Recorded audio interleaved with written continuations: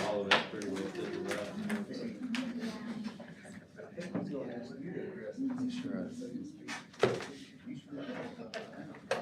Turn this bad boy on, I think, so Kevin's got it set up, so then we'll feel as when it's time. Yes, we don't, which is good. On June 7th. Absolutely. Okay. Good. Yeah, I love it. I love it. Good. I'm glad. And then, Moen, the sheriff will be from your James.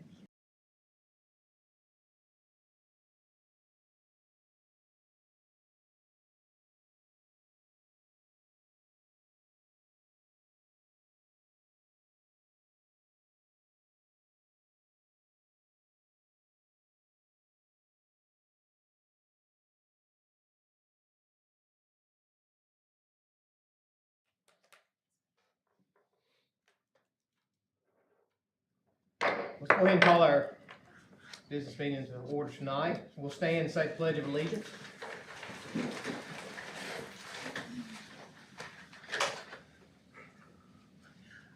Pledge allegiance to the flag of the United States of America and to the republic for which it stands, one nation, under God, indivisible, with liberty and justice for all. Ms. Eubanks, if you'll lead us in our prayer. Yes. Dear Heavenly Father, as we meet tonight, I pray we recognize the strength that comes from unity. Let us come together for the greater good of our students and our schools. We are such a blessed county to have dedicated teachers, phenomenal students, and supportive families. Lord, may your grace continue to shine on all of us. I would like to ask we have a moment of silence for our country and all the families affected by the hurricane.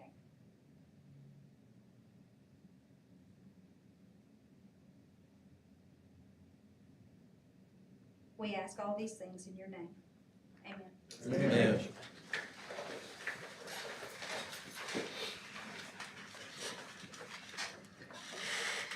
Well, got your agenda in front of you. Give you a chance to look over that. And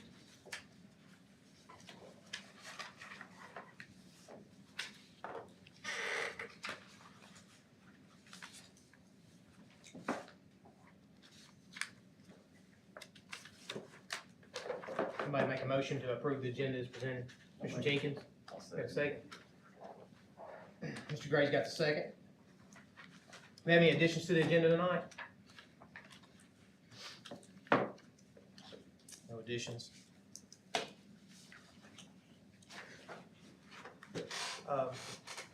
Dr. Bird?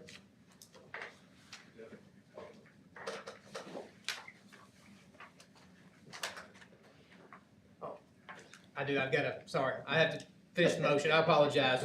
Do we have any questions on the agenda or anything? All right. All in favor say aye. Aye. Any opposed? Dr. Berger. Yes, sir. Thank you. Thank you, Mr. Jenkins. So I'm getting used to being at the front of the agenda for this. So tonight we're not going to have a teacher of the month because we do have one, but she wasn't able to make it. So if it's okay with the board, we'll wait and do two next month and recognize her next month. But we do have something new this year. We've started a substitute of the month. So we have Staff EZ here tonight, and we are going to present our substitute of the month. Miss Brittany Thomas is our account director. Brittany, if you'll come on up. And Miss Valerie Townsend has been selected as our substitute of the month, so we would like to recognize her tonight. Congratulations. And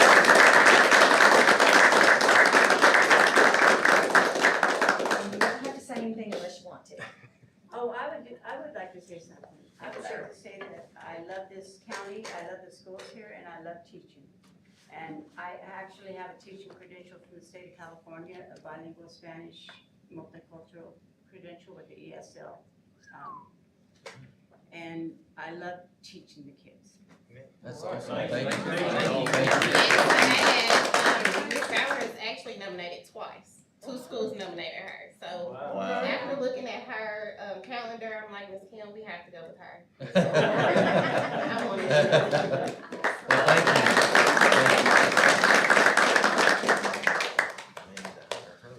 Well, thank you. Thank you, Dr. Bird. Thank you, Ms. Brittany, thank you, Ms. Valerie. Thank Appreciate you. you. Give you a minute to look over your consent agenda, it's in your folder.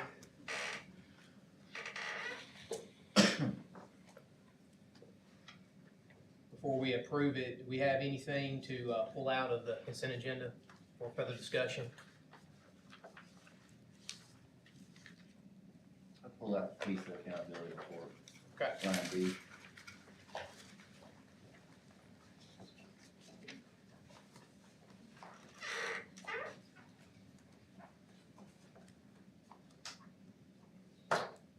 Anyone else?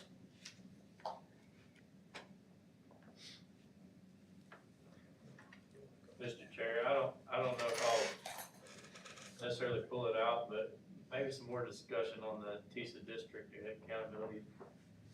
Yeah, so we'll pull out that as well, sounds good. Yeah, that was- Yeah, that's yeah. one of these. Sounds good, thank you, thank you.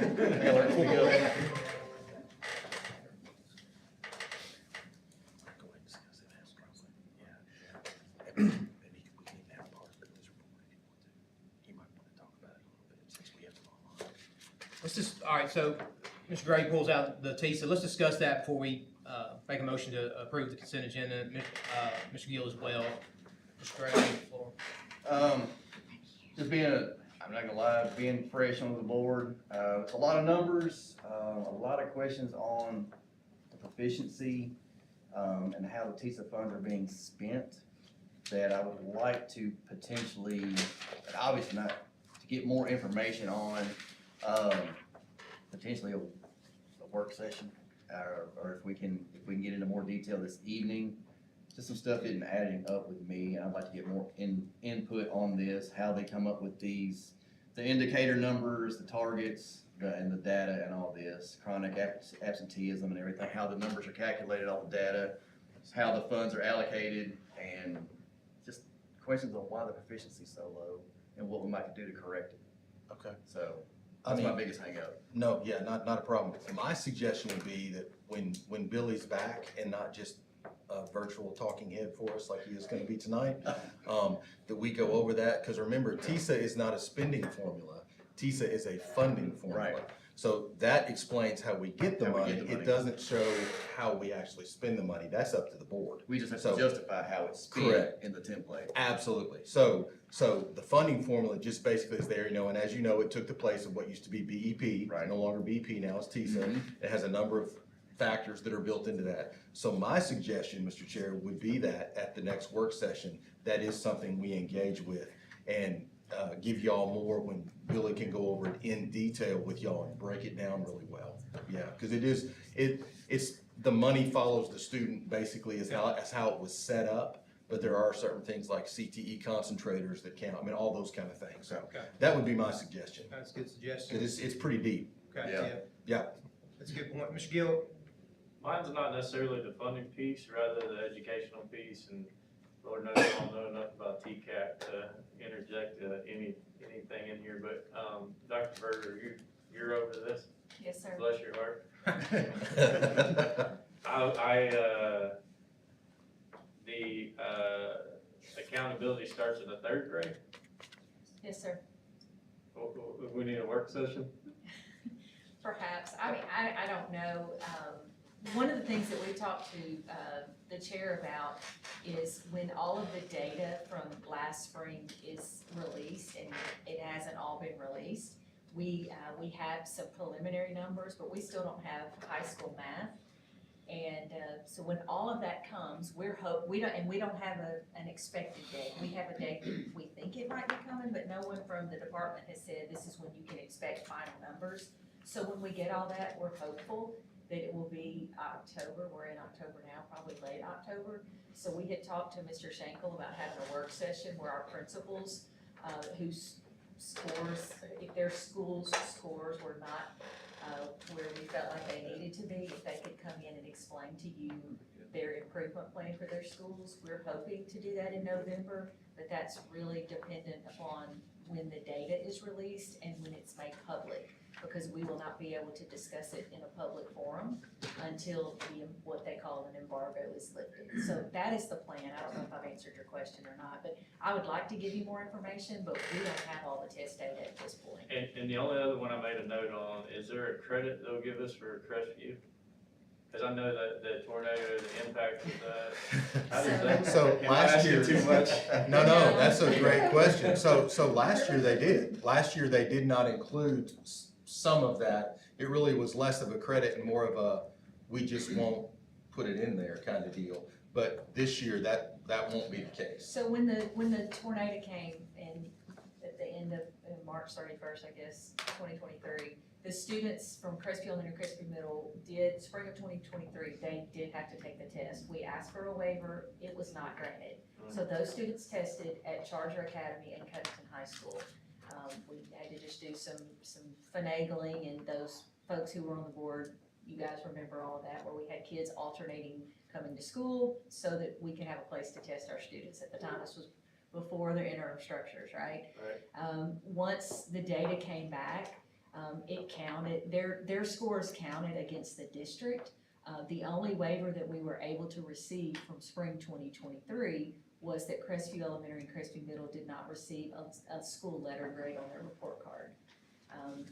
But for spring 2024, as it stands now, there are no waivers. Their data will be public, just like any other school in the state, any other public school in the state of Tennessee.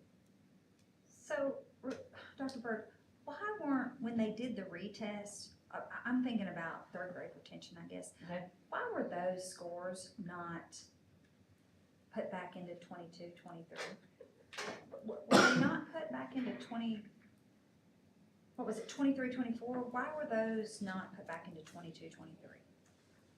If I understand what you're asking, so when we get the preliminary numbers of how many third graders were proficient on third grade ELA, or ELA portion of TCAP, and they do get a chance to retake, for some reason, the retake numbers are not added into that percentage for public reporting purposes. We get that, but that's not used in the calculation, and I can't answer the question why it's not, it's just not, but that would be someone. Yeah, I saw. And the Someone at calculation TDO obviously maybe. comes from the state, not us. Right, yeah. So, Just wondered if there was a reason why. that It's a was. good question. I And we've requested a I route don't waiver know. waiver known demand for those schools, but, they can always deny them. Right. Is that gonna be an impact? I'm sure it is, Will it be an impact? overall district-wide. Yes, sir. So for third grade specifically, and I think I gave this report, but it perhaps was with the prior board. I'm losing track of time, but I think this might have been in August.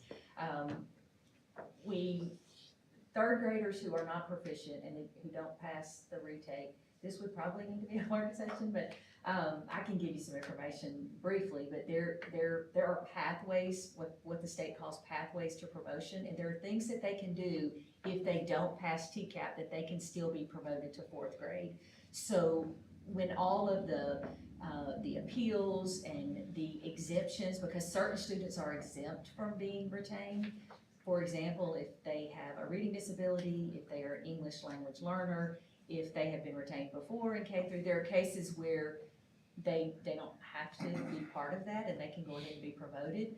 Some of them are required to go to summer school, it depends on where they score, some have to go to summer school, some have to do tutoring in fourth grade, some have to do summer school and tutoring.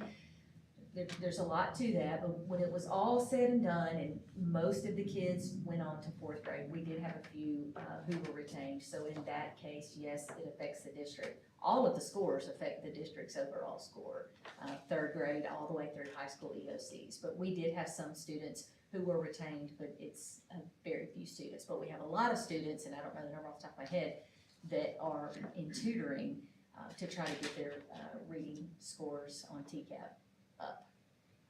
And then the only other note that I made, Mr. Chair, is, just for the record, you had this on the, district webpage, the 23rd to the 27th, and no comment, no anything from the public. And no one last year either, yeah. I think it's probably, a little daunting for a non-educator, just understanding the vernacular and everything that's involved in it, but we are required. This was a new, report that was required first last year, so this is the second year to have this report. We also have a school improvement plan. To me, it seems like this document and our school improvement plan really kind of serve the same purpose, but we're asked to do this, and so, of course, the law, we do what TDOE tells us to do. And so this is the report that we are required to do. We're required to have it out for public comment. There's not, it didn't say it had to be out for a month. It just said to have it out for public comment. Again, no one last year made any comments on it, which is okay. And then we have to upload, once you guys approve it, once our board approves it, we have to upload it to what we call E-Plan. And I think that it's due by November the 1st. However, if our board tonight, does not approve it, then I will have to upload it in draft status and wait for your approval and then go back and put it in its final version, but that's whatever the will of the board is. You're correct. I read it 3 times, today, and each time I got a little something extra out of it. So I just kept making notes to where I went, and I said, wow, this is a big tool. I think, basically, there are 3 goals that we set for this particular document. Number 1, we're required to address third grade reading proficiency.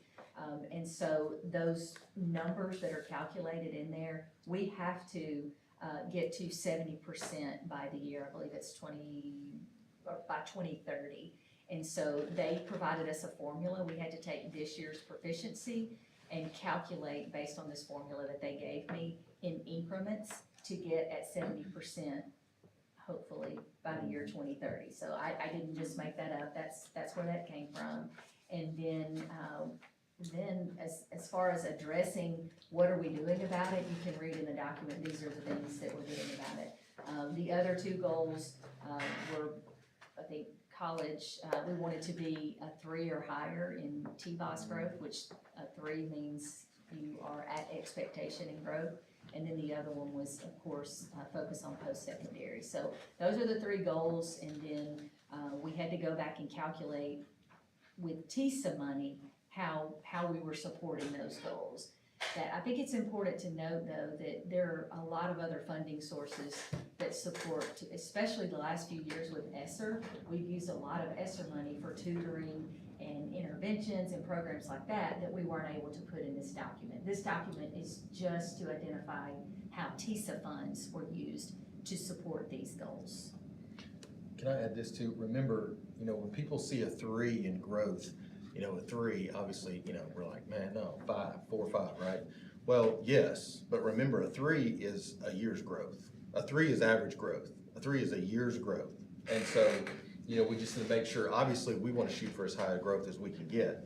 However, a 3 is a year's growth. That's normal growth for a child. So we want to, keep that into perspective too. When you 3 is, see a 3, everyone's like, oh yeah, that's like a C, or remember, a 3 is a year's growth with TBOS, so. Okay. I don't know if I answered all your questions. Oh, I have a bunch more, but not tonight. Yeah, and they're good questions, I'm just trying to learn. I think this is, I think the last thing I would leave with is the things that we have in place on our plan for this, are there measurable outcomes if those tools are working or not? Like you said tutoring a few minutes ago. Is there a measurable outcome? Is our tutoring working? Well, so that's what each school is tasked, with looking at. When the data comes in for our schools, we've actually already sat down this year.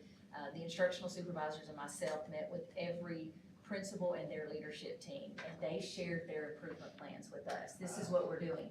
And all of them have tutoring funds, and the questions that were posed to them were, how are you gonna know if the tutoring's working? What measurement tools? So, yeah, the short answer to your question is yes, and that's done at the school level. And that will be, if we're able to have the principals, speak at the November work session, those are the things that they will be sharing with you. But they will vary from school to school. There will be some similarities, but there'll be some variance as well. Mr. Gann, do you have a question? So I just, I agree, it's a daunting document, but we don't want to hold anything up. I mean, as far as from a standpoint of, I don't see this changing from the standpoint of we were to have a meeting or anything. I mean, you're just stating the facts in this document. Is that correct? I mean, Yes, there's sir. nothing for us to, debate about here other than, this is a good, in my opinion, I've learned from this document from just, I probably lack better terms of the health of our education, maybe. I don't know, it gives us a good view of maybe some things here, maybe just to talk about, and especially the implementation plans from some of the principals and stuff, and so I would like to further that discussion based off of this document as well, and I'd probably like to see that in a work session as well, as we can kind of understand some of these numbers a little bit more, maybe help us understand, what this form means and how we can best as a board help improve some of these numbers as well. What do we need to be looking out for? So, but as far as this form here, I don't see, unless you guys see anything, we can approve it along with the consent agreement if you guys are on board with that, okay. I'm good with that. Okay, so we said a lot there, and so we'll continue, before we approve that we will, at the end of the session or end of our meeting today, we will talk about work sessions and stuff like that, ongoing from from the other work session that we had. So we're gonna discuss that. We're gonna be able to have time to discuss those at the end of the business meeting. So, with that, is there a motion to approve the consent agreement or consent agenda? I'll make a motion. Mr. McCann has the motion. We got a second. Ms. Eubanks has a second. Any other discussion? All in favor say aye. Aye. Any opposed? Motion passed. Thank you, Ms. Bergen, for that.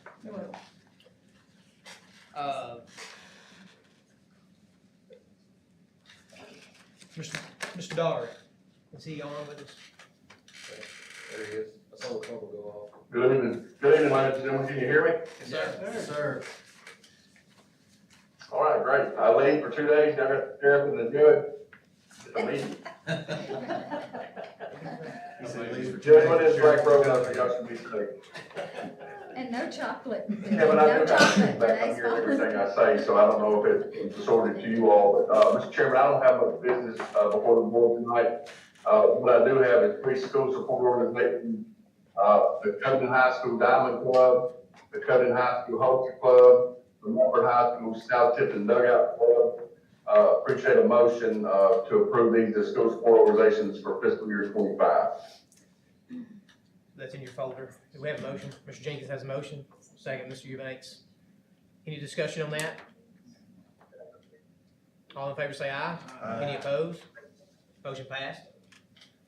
Thank you, Mr. Daugherty. That's the quickest you Also, ever Mr. had. Chairman, this, last point here, Mr. Chairman, is, no finance reports tonight. The trustees not received the bank statement for us to reconcile. That usually happens around the 5th to the 7th of the month. And so we'll include that financial report with next month's report. Thank you, Mr. Daugherty.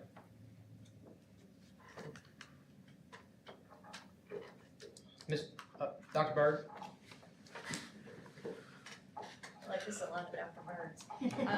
So before I get into my report, I do want to bring up HTL University tonight. We have Lauren Fletcher and her team here with us. So I'd like to start my report with them, and then when they finish, I will come back and do a couple of other things. So Ms. Lauren Fletcher, if you will come up, she's going to share with the board a little bit about HTL University. Thank you. And our team is actually 3 members, and we'll start with introducing ourselves. though two of us were able to make it tonight. There was a big district on the, and Anidra's daughter is on the team, so that was a big deal for them. But Lauren Fletcher and a local Tipton County, and I've been here since 2017. I've met several of you before, I think, when I worked at the Chamber of Commerce. So I'm in the Chamber of Commerce the last 7 years, really, up until this spring, and really enjoyed building the relationships that I did in that work. And really, my background is about 10 years of experience in economic and community development work. And I'm proud to work with Miss Amy Bennington. I'll let her introduce herself. So I'm Amy Bennington. I actually grew up in Shelby County. I'm a resident of Fayette County now, but I'm lucky to be on the HTL team. I have spent 21 years in education as a classroom teacher and as an instructional coach. So I understand the educational side to what we're doing, and I give Lauren all the acronyms. So That's helpful, and learning a lot, yeah, it's a lot of, Yeah. she helps me out on that a lot. And then Miss Anitra Pearson, she has a background in workforce development. She worked with American Job Centers and agencies like that, has at least 10 years of experience in that kind of work, and is a Haywood County local, born and raised. You'll get to meet her soon. Is I that think we met met at her the the lunch? Yes, Yeah. yes, so I was at a field trip at the TCAT Stanton campus, and the two of them got to tour with you, the CTE programs. So, the common theme with this collaborative is leadership brings people together, right?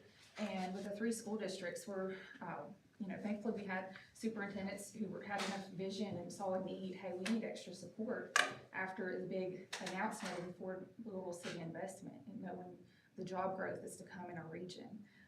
So HTL University is an extra layer of support, really connecting or bridging gaps between our education systems and the business world, right? And so the partnerships are key. That vision, it looks like a 3-layered approach, addressing every student, every educator, and every family in the 3 districts. And at the student level, that looks like, the high school diploma is not the destination. That's the bare minimum, right? That's just the beginning. And so the goal is students are graduating with their high school diploma in addition to a valuable credential. We'll share some examples. TCAT certificate or TCAT degree. You've got students graduating with associate's degrees now. We want to increase that. Maybe it looks like progress towards a 4-year degree or guaranteed apprenticeship, examples like that. But whatever it is, something in addition to a diploma that's best for that particular student. At the educator level, we want to make sure our teachers, guidance counselors are supported in a way where, whether it's CTE teachers that have specialized skills with the technical, like what you see with TCAT classes and things like that, where they're equipped to really teach STEM skills well, or maybe it's helping navigate the post-secondary opportunities, whatever that looks like, of those 3 options at the educator level. And then with the families, the goal is that they know what opportunities are out there, what jobs are available, and what is required to get to those jobs so that they can support their students, or maybe they themselves go back to school and then earn a higher wage for their family with a different job. So that's the 3-layered approach. We can give examples of what some of our work has looked like recently. We started off with what we refer to as a landscape analysis. So it's really with a focus on the CTE side of things and just getting an inventory. We have 6 high schools between the 3 districts, and Amy worked really hard. We got to tour each of those programs and then create an inventory of what do we have at the moment, and along with the credentials tied to each of those programs. And that was a good starting point. I don't know if Amy, you're going to share anything with that. Yeah, but just to back up what Lauren said, it's just comparing, like, in our 3 districts, what we have available, what credentials are available for those students to have, and then looking at the pathway beyond that, what's the next step look like for those students? Is there a gap in that? If there is a gap, we need to find out a way to fill the gap. So we've done a really complete landscape of the 3 districts. Yep. And then just last week, we kicked off a TCAT Stanton Fall Preview Series, so that it's a brand new campus. We wanted to make sure our students and local families and the teachers are aware of the 7 programs that are being offered there. So we had a community night where we invited several partners. We had Tennessee Reconnect, Tennessee Achieves, the Arsburg State, several people. There's all kinds of people obviously from the TCAT, but several campuses there. American Job Center. We had probably 6 different partners with resources there. And then it was an opportunity for families to come and learn about the programs, and hear about HTL University probably for the first time, and then tour the facility. And that was just one of many events like that. And I know Amy wants to share a couple of examples. Yeah, and I'm just gonna share because I'm gonna brag. So, it really was a great opportunity. We actually had two particular students come out. One was a female who was interested in a welding program, and she got the information. We, at this time, TCAT does not have a welding instructor. They are currently interviewing for that position, so she was very adamant about it. You know, I wanna go here, I want this. And then the second, young man, we had a young man come in, and he, as soon as he got to the machine tool and die, he was like, this is it. He actually took an application, and he is pursuing it. Classes actually start, I believe it was either this week or next week is what they said. And so we had, out of that, we had 2 students, so that was a successful night for us. And then to follow that with field trips, we kicked off, we had a field trip hosting Hall's students for 11th and 12th graders. And then we have several throughout this month going into November for each of our 6 high schools to be making sure those students have the opportunity to tour the facility. It is a super nice facility. Yeah, and again, with it being so new, they didn't have promotional material specific to that one campus, so that was one of the things we created. We looked at the program areas, the types of jobs, like examples of jobs along with salary ranges, just to get the students thinking, and to develop some worksheets so they can have questions to ask when they're on the tour, but also for us to be able to get feedback afterwards, so we know what kind of, But, what else? Earlier this week, we were at one of our elementary schools. They had a career day. HTL University looks like career exploration at a K through 12 approach, right? It's starting earlier. And we were able to distribute probably 250 of these coloring books that are career exploration targeted towards like 1st and 2nd graders. And you'll see us, every March the last few years, we have an 8th grade career expo that is very much a regional approach. You'll see us helping with that. And those are just a few examples, really, of our work. On average, between the 3 counties, we graduate about 1,200 students, and the idea is that each student is set on a pathway that's best suited for them, for that extra layer of support. We did just start, the 3 of us did just start late June, so to give you an idea of how long we've been on the job, but we're excited for what's to come and blessed to be part of this collaborative. Any questions or anything? Thank you, ladies. How can we help to support you guys?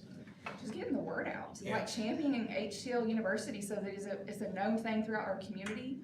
And we will, we're actually working on a newsletter, establishing some foundational things to help get the message out. But just, that's the message in general. It still surprises me how many people, they know TCAT, but they don't think of everything that it offers. And even the CTE programs. I went through the CTE tour 6 or 7 years ago and was pretty amazed then at what they had versus what they have now. And it's awesome. So, It really is. It's definitely something to be proud of. I was also on that tour. I've been on it twice now. yeah. And they actually let me fly the drone. So the students were teaching me how to fly this last time. So I'm surprised. So it's pretty but There's no, a form you have to fill out. It was really great. So they were, I love talking to the students. Just as a teacher myself, that's something I really enjoy. And so I always try when we're on these tours to kind of go to the side and be like, hey, how are you? And just kind of ask them, what are your plans? What do you think about this? And I really enjoy that. So getting to know the students and see what they're thinking. So other than the newsletter, and maybe I missed this, but as far as you getting this word out, this is a big initiative I know from Dr. Combs as well. And with our high school students and stuff, within our county what's the mechanism for getting this in front of them and exposing them other than the newsletter? I mean, is there social media? Is it making it in front of them in the classrooms? How are they exposed to this so they know what's, coming down the pike and what they, resources they have? I'll let you talk about Facebook, but one of the things that I'm working on right now is some of the teachers in another district have asked me to find guest speakers. So I'm currently going out, calling businesses, trying to set up guest speakers in those career fields to try to get those industries and business people into the classroom to talk to the students about the career. What does it look like? what path do they need to take to get to there? Or even, do I need that? Can I go straight into the workforce for working for your company? What skills do I need to have, that sort of thing? So that's something that I'm currently working on for them. If Tipton County, teachers would like that, I'm available to also help with that. We're available to help with field trips if they want to go, to some of these, industries or careers. That's something that we've offered, to try to set those up for them also, just to expose as many students as we can. Sure.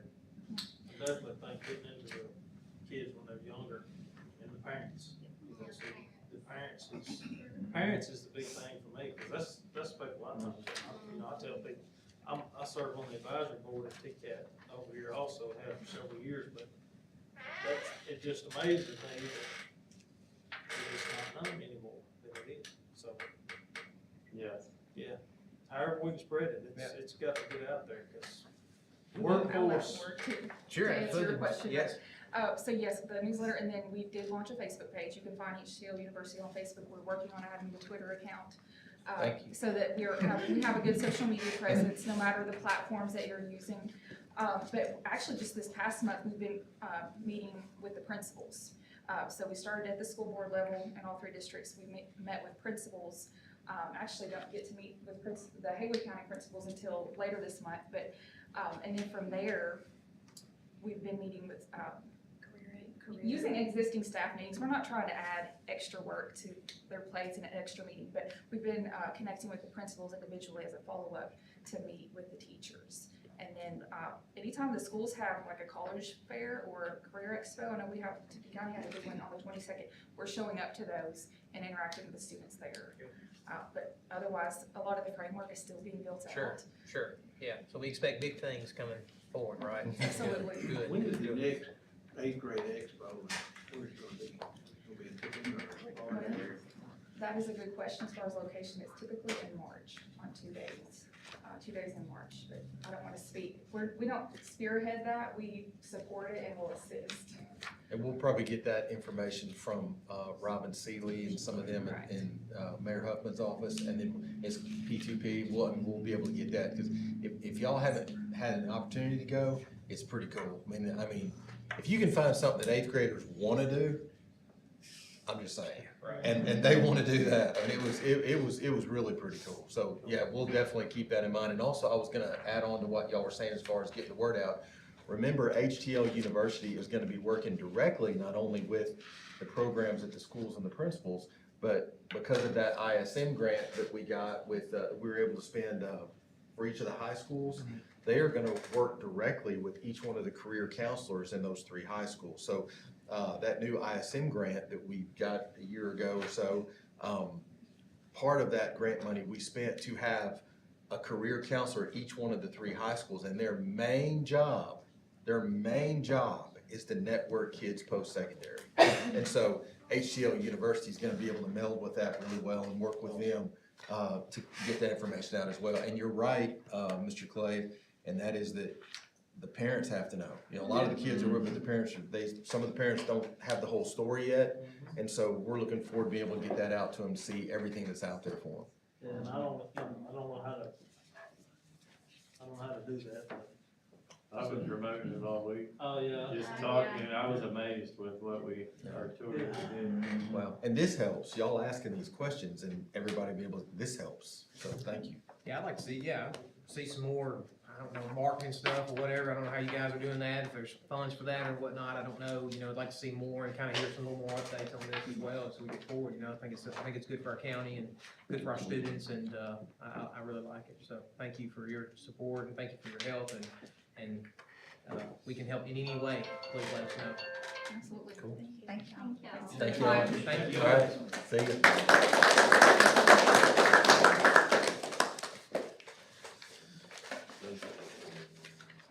Last month, there were some questions about textbook adoption, so Dr. Combs asked me, I'm gonna back up, just read so you can see the board.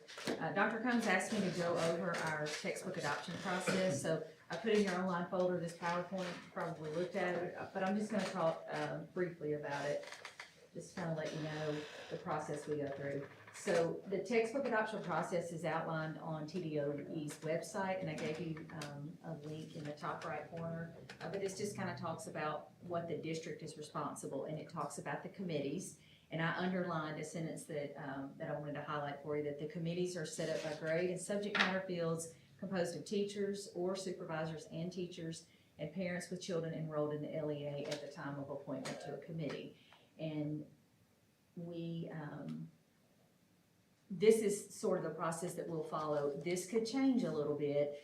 Sometimes, as an example, we are supposed to know by November the final books that are available for us that are approved for science, but sometimes the state board doesn't get that to us in November, so it could be December. So that's why I put November/December, but either November or December, at the latest December, we should have a final list of the approved textbooks that are available from the State Textbook Commission. And just so you know, I think I said this last month, but just to reiterate, we will only review books that have been approved by the State Textbook Commission. We don't go out and just randomly select a textbook to use. We go with the ones that have been through the vetting process that TDOE and the State Department does. So once that happens, once we get our final list, we will launch our local adoption cycle. The first thing that we'll do is we will get samples of all of the choices. Every school will get samples, and then we'll have samples available at central office as well. And then from January to March, that's when the school level committees will meet, and they'll review all the samples, and they will look to figure out what they feel like are their school's top 2 or 3 choices. And then in the midst of that, in February, and again, this date can fluctuate because we don't get to select it. Someone tells us that this is when it's gonna happen, but it's usually about February. We call it the textbook caravan. I don't know who made that name up, but that's what it's called. The vendors that are, that have a book that's been approved, they will come and meet with the district level committee and they'll do a presentation basically. And it's, if I remember correctly, they'll get about 30, 45 minutes because we'll have to get them all in a day. But they will spend time with each grade band. So we'll do a K-5 group, a middle school group, and a high school group. And the vendors will get to show them what all bells and whistles that their textbook comes with. So that happens usually in about February. And then mid-March, the date that we've selected right now is March the 14th. We will have what we call an adoption hearing, and I believe Mr. Gill asked about, or someone that was sitting over here last month, I think it was Mr. Gill, asked, what is an adoption hearing? All that means is that's when the district committee gets together as a group. We'll have K-5 together, middle school and high school together. And the school level committees have already made their selection, right? They've picked their top 2 or 3, and they bring their vote from their school to the meeting on March the 14th, and we have to reach a consensus. And so that's what happens on March the 14th. And in my experience, we've never not been able to reach a consensus. So we have to reach consensus, and it's usually it's may not be unanimous. It's usually pretty close from the very beginning to being unanimous, but sometimes we have to do some discussion, and then the committee will decide this is what we're going to go with. Dr. Combs signs off on it next if he approves, and then it will come before you all on April the 10th, and you will have a chance at that meeting to say yes or no. What we encourage you to do is along the way to be involved in the process so that you're not seeing it for the first time on April 10th. So the document that you had in your folders last month that Ms. Shipley, who is the textbook coordinator, I'm doing this presentation for her tonight because she's out of town on district business. So I decided, Dr. Combs asked me to step in. I didn't decide, he told me to. But anyway, it's true. Thank you. You're welcome, thank you. But we encourage you to be involved. We had our first meeting of the district team a couple of weeks ago and just oriented them to the process. This is basically we went over what I'm going over with you, we went over with them. And so you all are able to come, you can go to a school once we get the samples. Right now, there's not really anything for you to look at. But once we get the samples, if you want to look at them, we'll have them at the Media Center in Brighton. You are more than, we welcome you to go look through whatever you want to. Also on our website, on the curriculum instruction page, there is information about textbook adoption. You'll find some helpful things now that you actually can go ahead and start reviewing that. But as far as samples in our hand, we don't have those, and we probably won't have those till December, January.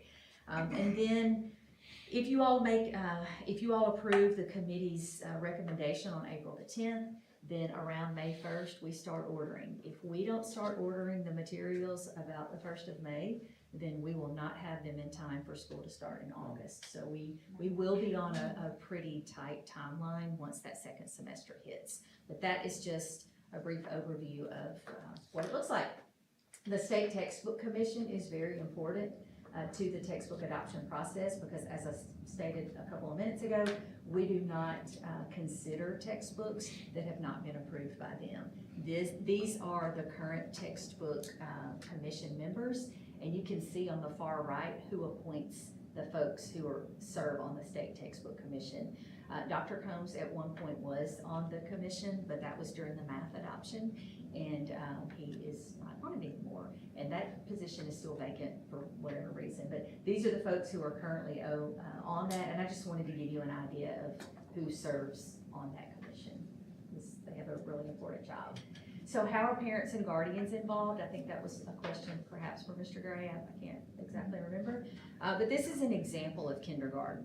Of elementary school. So school level committee members, you can see that we have K-5, we have a teacher and a parent from every grade level. And an administrator we need them to help oversee and make sure all of these things come to fruition. And then from that group, we narrow that down. The decision for the school is made with the school level committee. The district, what the district level committee does is they bring their school's vote. And that's when on that March 14th date, these handful of people will come and help make that final decision based on what their school said. You know, this is our first choice, this is our second choice. So that's how the committee works. Parents serve on the school level and the district level committees. We have information, as I just stated, about textbook adoption posted on the curriculum instruction page on our website, including the department's links to online samples. And some of those are already up. So if you want to look at some online science stuff, you can see that. And then, as I said earlier, we'll have physical samples in hand.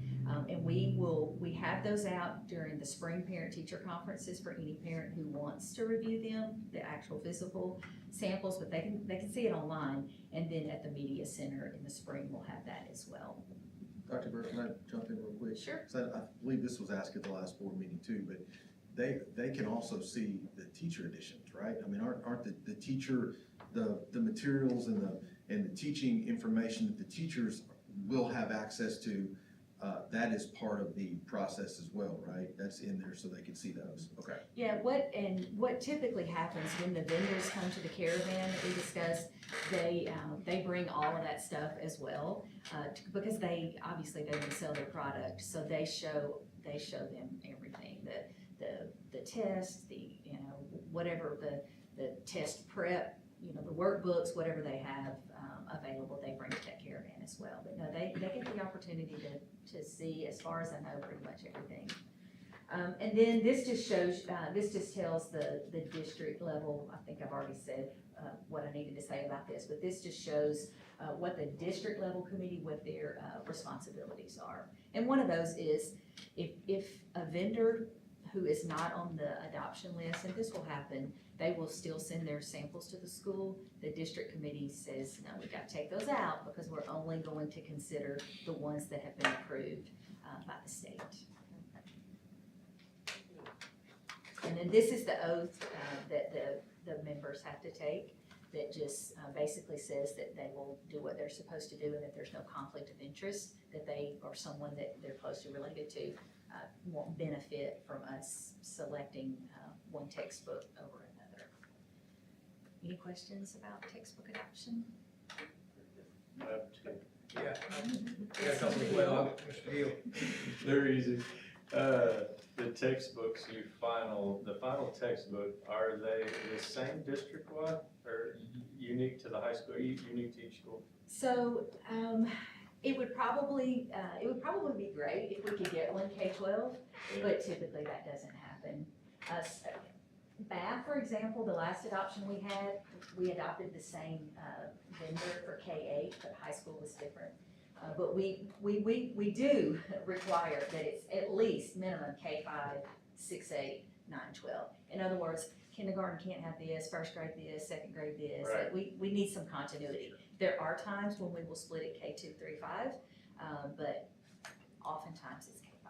But as far as the English book for ninth grade across all three high schools, Oh, yes, it's sir. the same. Yes, They all I'm have the sorry if same I book, they won't have misunderstood different ones, they Yeah. all ninth grade, I taught tenth grade English, right? Right. At Brighton High and at Mumford High.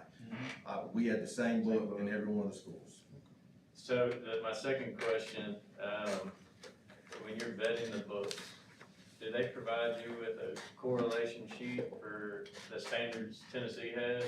Is that how, is that part of the process? Yeah, and So- Dr. Combs can probably speak to that I better than did some of because this with the state. He and that's the only served on reason I'm the, asking. yeah, he Yeah. served on the commission, so if you wanna address that. So Cameron Sexton appointed me to the commission a number of years ago, and it was during math, and that'll tell you something too, because I'm an English teacher, but I was appointed to the math. Well, because it's not, we don't choose it, we oversee the process at that level, and you bring in teachers from all across the state who are math specialists in each one of those areas, and the adoption goes on, right? But the first thing that we had to do was you lay all the standards out, Yeah. and then you look at the book, and then you had to go through them with a fine tooth comb, and it used to be like, if you hit 70% of the standards, yeah, we'll approve it to go on the textbook list for the districts to look at. But a few years ago, we started, no, if the textbook that you present, the vendor's textbook that they present, doesn't have 100% of Tennessee standards in it, then it's not even on the list. So to answer your question, the textbook commission does that, where they make sure that they align with the standards, that the standards are addressed in every one of them, or they don't even put them on the list. Then when it comes down here, that is one of the things that the teachers will do, because they see them in the classroom obviously too, right? So they'll make sure, as far as how they teach it, that they see those things in there as well. But those will never get to this level without the textbook commission making sure they address the standards. Yeah, that's a good question. Cause it didn't used to be like Can I that. ask one more? See, we keep That's up to saying, him. textbooks. How many, are we really buying textbooks? I know my daughter, for instance, in college right now, I don't think we've bought a book since she's You been paid there. for something. So. Yeah, exactly. So this is the adoption Not a book. process. Yes, so we have to adopt, we do Okay. not have to purchase, but Okay. we are required legally to adopt a book. Okay. And then, as you all go through the budget process, I will come before you and say, this is how much I need for science, and then we'll figure that out. Okay. That's Yes. the other approved list. Yes, That's sir. right. I mean, Billy tries to build that in the budget, and that's something that y'all will see when you start working on building that budget, is you build in, you kind of project, science coming up, right? So how much would we need to put in there to make sure that we can cover that if we get the full, the full deal, so, yeah, And At the end we of the day, do, we want what's best. absolutely. we do, there has been talk about going more to an online textbook, which might be part of what you're asking. Of course, we have to remember that, we do have areas in the county that students do not have internet. And, so that, sometimes weighs into a decision of what's purchased. But I will also say this, there were a few years where you could purchase the textbook, hardback book sometimes it's a consumable textbook, more like a workbook. Oftentimes that's what it is now. So you won't see an actual hardbound book, but more like a workbook that they can write in, annotate, etc. You can purchase that. You can purchase the online version, or you can do both. And you would think that the paper version would be more expensive, but it's really not. There's not that much difference in buying. And, so. How long say we purchase book, how long does it last? Every year? Or is it a 2-year Well, cycle? or if 3 they, years? It no, depends on the sir. book. So, and I think I put this in your folder last month, the state's textbook adoption cycle. So when we adopt science, we don't revisit science until the state revisits science, and it's about a 6-year period. If it's a hardbound book, we would hope that it would last the entire 6 years. If it's a consumable book, we have to reorder those. You pay for them all at the beginning, and then you just reorder every summer to get, the next year's stock. Dr. I got 2 questions real quick. Oh, I'm sorry. No, you're okay. Help me understand the process as far as, we say we're only gonna, use or adopt books that the state has already approved. Is that Tipton County Schools policy? Is that state policy? I guess my question is specifically, is there a chance to ever adopt a textbook or curriculum outside of what the state has approved, for our district, if we find something that is more beneficial for our students? Is that more of a generic question? If the state allows a waiver process, then yes, but it would require, we would have to file a waiver. Does Tennessee allow that? I think the Commissioner of Education has to grant that waiver, Gotcha, is my So understanding. you have to file for a waiver, there's a process that we Yes. would have to do if we found something like that, okay. Yes, And that would all be on us to vet it to make sure it meets all those standards, right? Correct. That's the way That's typically why we have erred on the side Sure. of, let's go with what the state has already vetted, because as he described, it has gone through a pretty rigorous vetting process, and so that's why our practice has been to adopt from the state list. And what's this list look like as far as just a number? When this textbook committee's gonna get it, I mean, how many different vendors are we talking about? It's hard to say right now. I mean, Yeah. there will be several, but I really don't have a way of knowing until. 5, 10? I mean, It depends on the subject. Okay. So like you could have anywhere At the grade between, level. and the grade levels, you could have anywhere between 5 or 30. It just Yeah. depends on how many, and then how many get through the whole vetting process, because some will get dropped. Elementary usually, there are more in the lower grades. By the time you get to high school, because it's so specialized, sometimes there aren't as many vendors that write those. Nobody wants to write a calculus book. That is correct. I don't wanna Including myself. read a calculus. Right. Right. Real quick, I'm sorry, one last thing and I'm done. Just as far as the standards, right? Does that line up with each one of those? Let's just say we got 10 or so. Would that line up with TCAP? Is that how that works? In a perfect world, yes. Okay, I so, mean, that's the goal, is if your text aligns to the state standards, which we are required to teach, and we teach those to mastery, then the students will hopefully do Gotcha. well on the assessment. We know that there are a lot of other outside factors to that, but ideally, Okay. yes, sir. okay, thank you. Yes. I need to say one more thing about Sure. textbooks. Yes. So in your online folders, there's a memo from Ms. Brooke Shipley. We had, one of our schools requested a change. Stacy Hughes from Brighton Middle School asked to be excused from the textbook committee, and Brighton Middle would like to replace her with Lainey Williams. But because you all have already approved, then you all would have to make that, I would need a motion for that. The second thing, Tommy Henderson from Munford High School was inadvertently left off the district list, and we would like to include him. So change from Brighton Middle, and then adding Mr. Tommy Henderson from Munford High to the science list. He is a science teacher at Munford High School. But, Mr. Chair, I need a motion to make that change. Do we have a motion? Mr. Jenkins, second from Ms. Eubanks. Any discussion? All in favor say aye. Any opposed? Motion passed. Okay, I promise this is the last thing. You're good. No, we kept you. Okay. You're good. Last month, we were going through our policies and all, and Chairman Schenkel submitted a few questions via email, as he stated that he would in the meeting last month, and I provided written responses to Mr. Schenkel. I also put them in your online folder, so I know that you have read those. If there's any discussion on those questions or section 3, which is on the agenda for tonight, support services, I can field those questions now, or you can do as Mr. Schenkel did, and you can email me those, and I'll provide a written response, which if it's something I can't answer, I would have to do that anyway. But yes, that is the next item on the agenda. So the item would be is you need I don't need any kind of motion, just Fair if enough. there's any discussion on the responses that I provided to your questions from last month. First of all, thank you for doing that. I appreciate that. I had Yes, sir. a lengthy It's okay. email there, but I appreciate you responding. You did very well, so thank you for that. And I appreciate you making those, adjustments as well, so thank you. I do have a couple of things for section 3, so if we could hold off on that, or I'd like to send you a couple of emails just in clarification, if that'd be okay. And I'll do the same thing. I'll Yep. provide you a written response, and then I'll put it in the other board members' folders for them to review as well. And next month, we will be looking at section 4. Section 4 is very, very long, so I'd like to, Mr. Chair, split that about in half.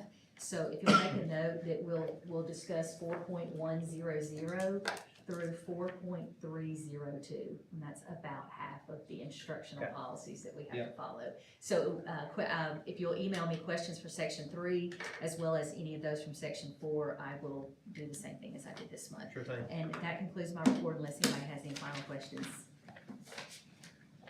Thank you, Dr. Bird. You're welcome. Mr. Fields? Good afternoon. Good evening. I didn't get a chance to speak at our last meeting. I yielded my time. I wanted to go over some of my responsibilities with the new members. So what I got Ms. Renee to do was to put in your packet, or I think she scanned a copy of my priorities. So if you want to take a look at those and have any questions for me on any of those areas, I'll be glad to field those questions tonight, or again, you can email me, you can call me. I plan to send my cell phone number to each member, or either let Dr. Combs send my number out. I definitely don't want to put it out on live stream. You don't have to say it out loud. But I was sitting back here thinking, you notice it's a lot of hats, you know, but I enjoy my job. But I was thinking about all the questions Dr. Bird has fielded the last couple of sessions. And man, I'm gonna go home and thank God I don't have anything to do. Oh, but really, seriously, don't hesitate giving me a call about anything. I mean, I take 15, 20 calls a day. That's no big deal. But I will say the majority of the calls that I get are regarding student enrollment, student discipline, transportation, the SDHA appeals process, and athletics. And I probably get as many calls involving athletics as I do anything. Really? So I'm a pretty busy guy. And whatever other duties that Dr. Combs puts on me, and sometimes that's just as many as that list you see in front of you. SDHA. Student Disciplinary Hearing Authority. That's when students are remanded to AOC or to court school. They can appeal it, and when they appeal it, they appeal it to me. Mr. Fields, good at disciplinary action, let me just tell you. Back in the day. I'm not as strong as I used May to. took me to the woodshed a couple times. Again, if you need me, give me a call. Mr. Chair, we have two special guests with us tonight, Judge Mo Eccles and Sheriff Shannon Beasley. I would like to take the time to express to these men how much we appreciate your support and your partnership with Tipton County Schools. I commend you. Amen. Thanks for all you do. So,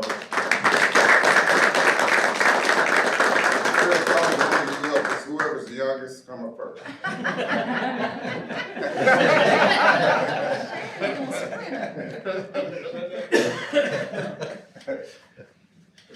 Jumped all over that one. Thank you, Coach. Yes, sir. He was talking about the disciplinary hearing. When he did punishment, the only thing you heard was that paddle. That's it. Yes, I tried to get Billy to let me do his report, and he wouldn't do that either. For those who don't know me, my name is Shannon Beasley, sheriff here in Tipton County. And I want to welcome each of the new board members to this, to the board. And thank you for your service to the county, and more importantly, to our children. I appreciate that. As Coach Fields was talking about, we've been talking about the school safety and the different things going on with the juveniles now, and we met with Dr. Combs this past Monday. And here recently, we've had a little rash of school threats that have come across. And we've been very lucky to some extent. And we've had Brandon Matlock with Homeland Security. I'm not sure if you know Brandon or not. Great guy. But when we have situations such as what we've been having here, the rash that we had here in the last few weeks, Brandon and his team come in tremendously and help us a lot. They have access to a lot of different IP addresses and stuff like that they can access a lot quicker than we can. So they're a huge help in the quick apprehension of these people who make these threats. So we're very appreciative of that. But this is just one of a few over the last few years. So this is, this is an ongoing thing. You understand that, you see that. During that same time period, I think Knox County had 9 juveniles that they arrested during that same time frame with making threats of mass destruction, bringing guns to school, shooting up schools, stuff of that nature. Speaking of that, I just want to talk to you a little bit about, there's 94 other sheriffs in the state of Tennessee. And every other month, we convene somewhere in the middle part of Tennessee, and we meet at the Sheriff's Association. Folks, I want to tell you, we are very lucky. I think it has a lot to do with the leadership here at the board and amongst our law enforcement agencies. I go to some of these meetings and I hear other sheriffs talk about how they cannot stand their Board of Education, a lot of the school board members, and I'm so thankful that that's not here. We have to work together to accomplish the goal. The goal is, it's sad to say, I guess the goal now is safety and education. It shouldn't be safety though, it should be education. That's what the kids should have to worry about. But just so you know, we continue to do active shooter training every year. Not just law enforcement, but we also go into the school system. Just about every school at some point, and it could be, if it's not us, it's Mumford, Atoka, Brighton, Covington, that will go in the school system and do some type of active shooter training with those. But several of the schools across the county, we go into, in the evening time when you have your in-services, we get asked to come in, the sheriff's office gets asked to come in, and we'll go through like a small scenario with them, kind of show the teachers, the faculty, about how, if this happens, this is gonna play out, what we're gonna do, what we expect you from the faculty, what we wanna see from you. And then at the end of that, we all usually go to the cafeteria or gymnasium, and we'll have a Q&A session with everyone. And let them ask any questions that they have, why don't we do this, why don't we do that, yada, yada, yada. So, we do that every year. Outside of that, we as in law enforcement and our emergency services, we train together as well. Folks, active shooter has evolved so much from where Columbine, let's go back to Columbine, where it started to where we are today. Used to, you had to wait on SWAT and anybody else to get there and take care of this, that's no longer. And this is one of the things that we found out a little over a year ago, and we're fixing to redo this again. We went across, I had my staff, my SWAT team, set up training across the whole county. Every law enforcement agency, we went to Atoka Elementary, Covington High School, Brighton High School, and Dyersburg State. And we brought fire, EMS, law enforcement together. The first phase of that, we took the law enforcement only. So what we did is, going back to SWAT, you don't wait on SWAT anymore. You take care of the situation. The first one's on the scene. You don't wait anymore to go in. Your most precious commodities are right there in that school. Now we go in as soon as you get there. And what we found in some of that training is some of the officers were still thinking back of the SWAT days. It's changed. So that's why we do the training. We want to make sure everybody understands what your role is from the minute you roll up to the school is to go in and neutralize the threat, right? So that was great training for us. We're going to continue that training, and we'll continue the training with the board and the school system. And I thank Dr. Combs for one, asking us to come here this evening and kind of, enlighten you on where we are and what we do and how we do it. And folks, we have to work together. We have to work together. I don't wanna be those counties, I won't be that county, I won't be that. We're gonna work. I'm not gonna be the sheriff that says I can't stand my board. I mean, I don't like Dr. Combs anyway. Good friend, and I appreciate him, I appreciate the leadership, that he brings to the school system, and we're blessed. So, I appreciate that, and now that we get the people in custody, I'll let your honor. Thank you. Thank you. Sheriff, I appreciate this opportunity to come and meet all of you. It has been a whirlwind since January 2nd. I was quickly brought up to speed by Coach Fields and Coach Z and our YSO and Mr. DeLashman on what the needs were, and I've had an opportunity to talk to Dr. Combs, and I've had their support, they've had my support, and I told my wife, we do what we call juvenile justice on Monday, the first and third Mondays of the month, and I consider that being that's my day when I'm the dad of a misbehaving kid. On the Wednesdays, when I'm dealing with juvenile dependency and neglect, that's when I'm a grandfather with bad parents. But I look at juvenile justice a lot like Lieutenant Commander Echo looked at juvenile justice when he was dealing with me. And I believe that a lot of these kids need structure that they're not getting at home. The school does everything they can to provide it to them during the school day, and then we had the disruption of the tornado, and we took our most undisciplined kids and put them at home in front of a video screen where, you know, ideally we'd have taken our A and B and C students and put them at home because we know they're gonna thrive no matter where they're at, and then had the unruly or undisciplined kids in the brick and mortar buildings. We're getting there. I mean, it's coming. But I think what has happened is our kids have gotten the idea that nothing's gonna happen to them.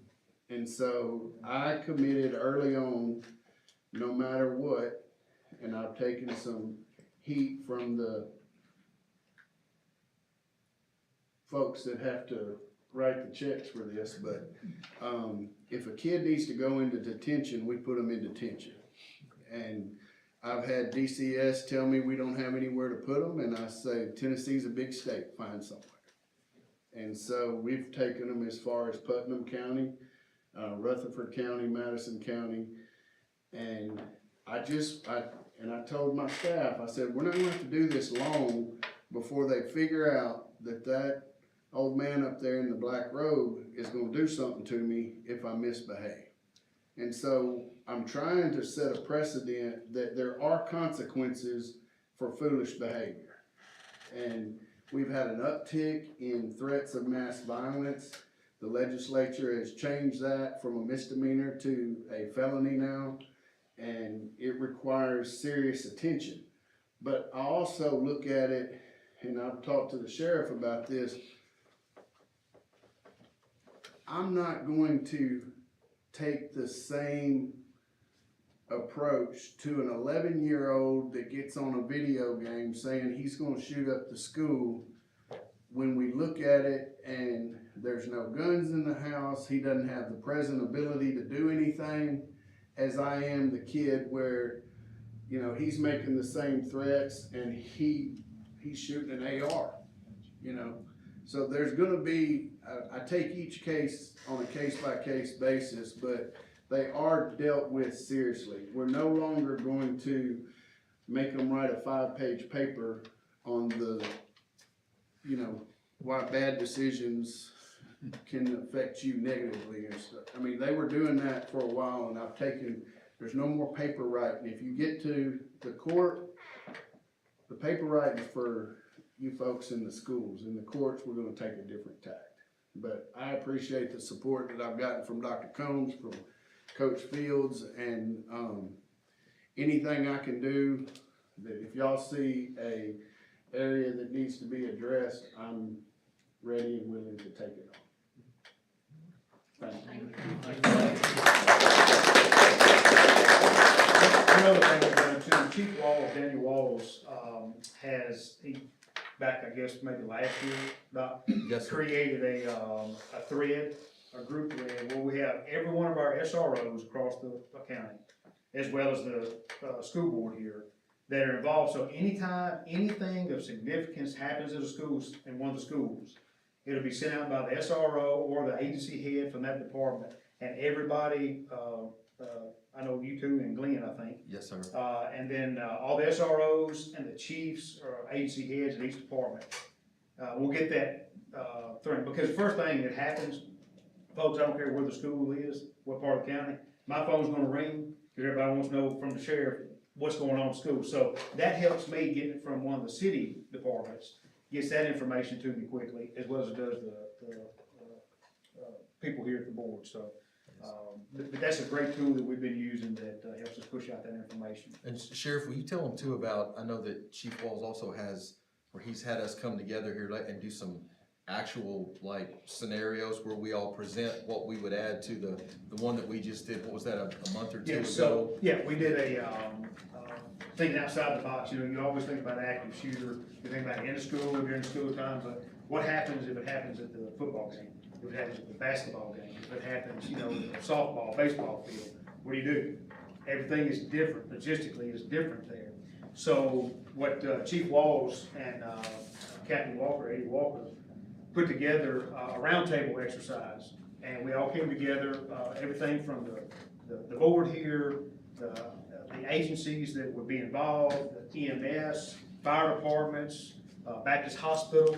Everybody came together, and we got in, when we finally got down to about the third meeting. Yes, sir. And we came in, and everybody brought, what assets do we have? What are we gonna be bringing? If this happens, where's gonna be the landing zone for the helicopter? What's gonna be the streets that are gonna be shut down? What's the streets that's gonna be open for emergency services to get in? Because you can't stop, you gotta be able to get the ambulances in. But at the same time, you can't let other people down that street too. It's gotta, so we've taken an approach, and we're looking at each one of our school systems, and we're gonna go, I can't remember if Brighton or Mumford was next.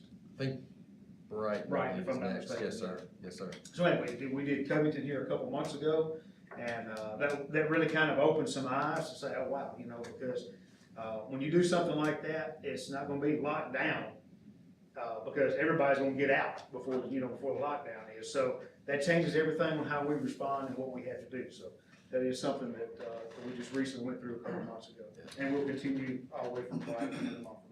We appreciate that. It was very helpful because it's definitely outside of the box. We're always thinking about what to do if there's a scenario like on campus during the school day, but this was completely out of that. This is, okay, ball game at night, or a band event, or a graduation ceremony, or something like that. What do you do then? And so this active scenario, this was really good that y'all put together, coordinating it all. EMA director was there, central dispatch. It was really, really good. So thank you. Thank you. Mr. Chair, Yes, I would be remiss if I didn't say one more thing. So, I've been in education for 35 years, and it's such a relief, when people get in positions like you two gentlemen have, and you do what you said that you were going to do before you got in that position. And that means a lot. So, when I call these two guys, I don't need a call back in 30 minutes. Unless he's in his robe He's gonna call me back. Shannon, I don't know if he works or not, he always calls. Thank you, because we have parking spaces right next to each other, and my truck's always there, and I don't never have to worry about getting Here we go. Here we go. But I That's cause some of us actually work. We're not always in the office in a black dress robe. You make my job much easier. Thank you, Coach. Again, we appreciate what, you guys do and the participation and help we get from y'all. Mr. Fields, I agree I think I speak for a lot of people is we have a great county. And our county is great is because we have great leaders and the sheriff is, we have been blessed with several sheriffs in the past that have been excellent. And Sheriff, you've done an excellent job. We have one of the best sheriffs in the state, if not in the country. And so we're thankful. Judge Eccles, we thank you for your service as well. And we thank you for just, being loving to those children, but also being disciplinary as well. So we know you're gonna do a great job. Thank you, gentlemen. We appreciate it. Thank you. Appreciate it. Thank you.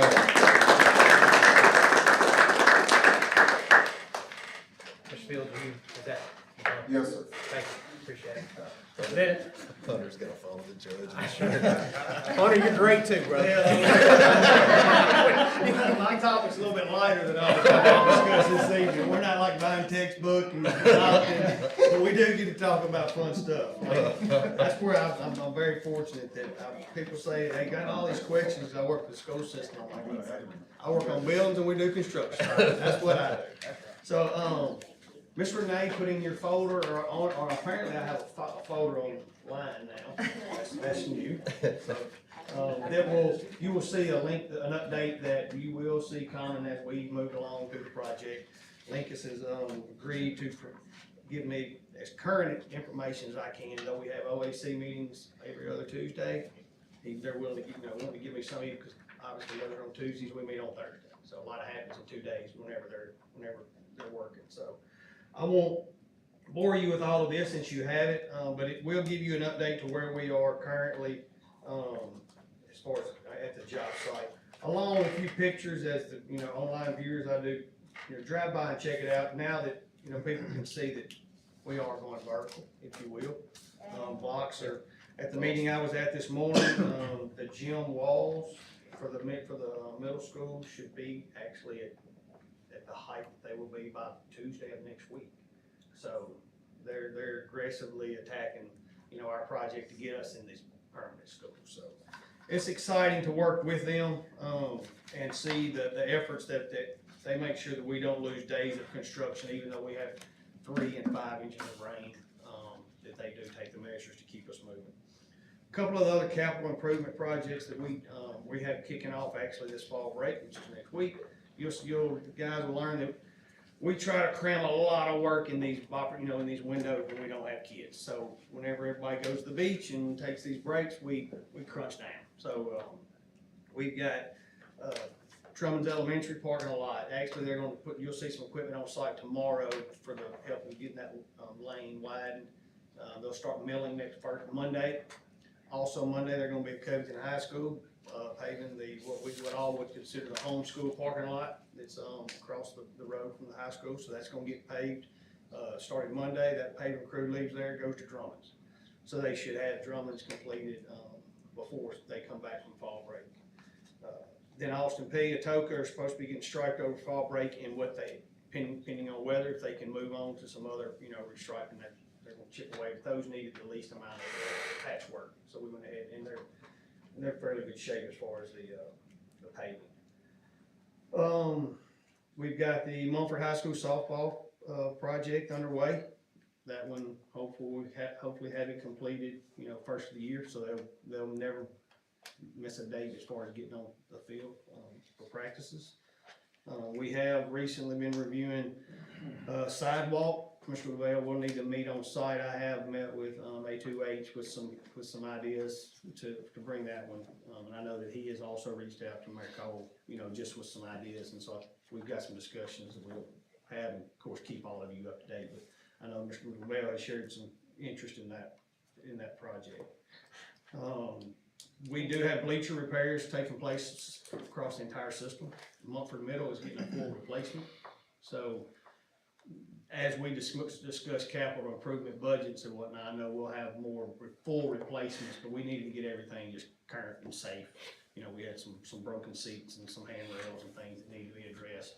And so we'll dive into that as we work on our capital improvement project. Other than that, guys, I mean, there's plenty more maintenance stuff we can discuss, but I know we've got some workshops coming up to build our capital improvement budget. This will be a fun one to discuss. It's a little bit different. We don't have to go to the state as often for what they allow us to do and what we don't do. We can decide here within house on how you guys wanna spend our money and improve our school system. So we don't have to, we do have some laws to follow, but we don't normally have to get approval from the senator. If you guys have questions on any capital improvements or concerns in your buildings, obviously you guys will know, especially you new ones.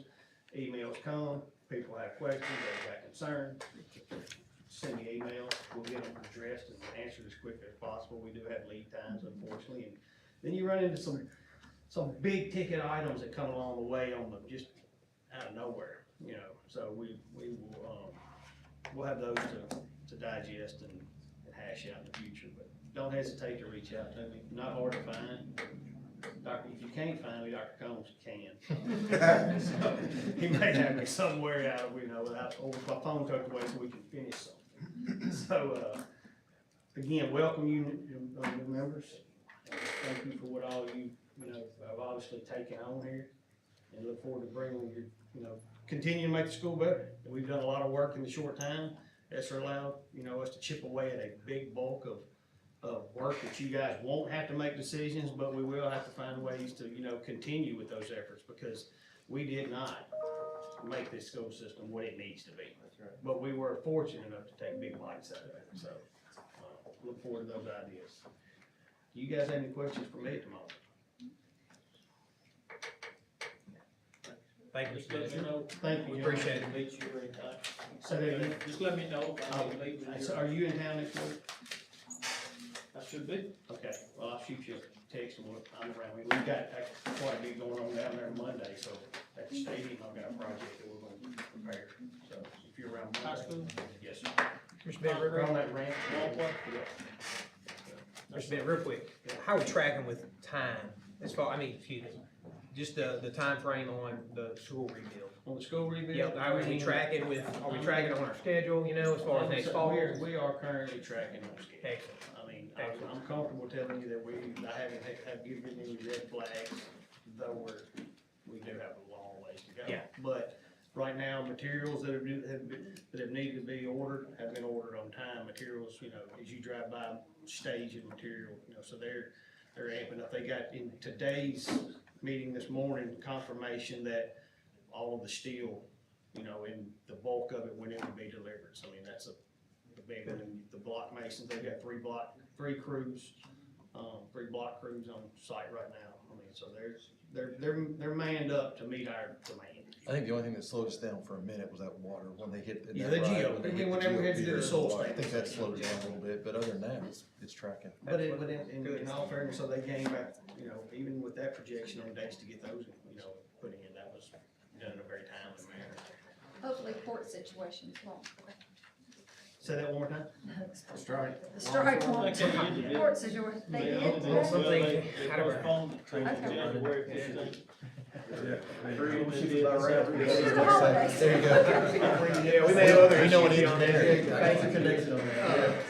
Thank you. I think there'll be some more discussion, you know, I think just more clarity on probably, you know, our elementary and middle school up there, kind of future, what's gonna go there. I'd like, you know, I don't think tonight's the time to do that, but probably a little bit more discussion on that and just the other ancillary things with that, you know, just softball fields, stuff like, all the rebuild, I'd like to understand a little more about that, but we can do that another time, so. And again, Dr. Collins, if you'll reach out to Dr. Collins. We'd love to share that. Yeah, I think it'd be good, and we do, and we're gonna talk about our work sessions here, but maybe even prior to that, so.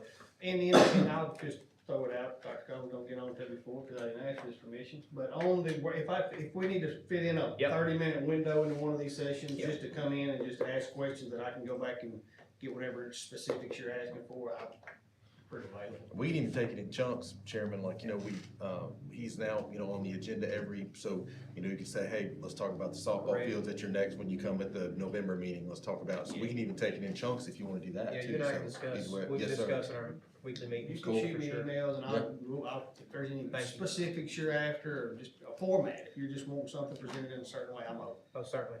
Thank you. Thank you. Thank you. Thank you. Dr. Combs?